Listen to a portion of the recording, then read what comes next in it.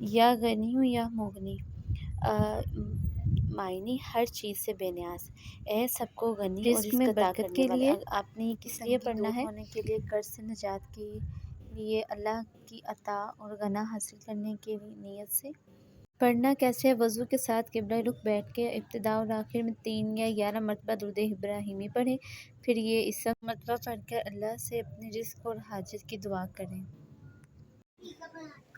معنی اے دلوں اور حالات کو بدلنے والے، کس لیے پڑھے؟ مشکل حالات آسان ہونے کے لیے، دلوں میں نرمی اور محبت پیدا ہونے کے لیے، پریشانی، غم اور بے چینی دور ہونے کے لیے، اچھے حالات اور خیر کی دعا کے لیے۔ سے پڑھنا ہے، درود شریف کے ساتھ آغاز کریں، پھر 100 مرتبہ پڑھیں اور آخر میں اپنے حالات کی بہتری کے لیے دعا کریں۔ معنی اے بند دروازے کھولنے والے، کس لیے پڑھیں؟ روزگار اور رزق کے دروازے کھلنے کے لیے، کامیابی اور آسانی کے لیے، رکی ہوئی جائز حاجات پوری ہونے کی دعا کے لیے، مشکلات سے نکلنے کی دعا کے لیے۔ کیسے پڑھنا ہے؟ ابتدا اور آخر میں درود شریف پڑھیں، پھر 100 مرتبہ یہ اسم پڑھ کر اللہ تعالیٰ سے اپنی جائز حاجات مانگیں۔ ویڈیو اچھی لگے تو لائک، شیئر، سبسکرائب ضرور کیجیے گا۔ Thanks for watching.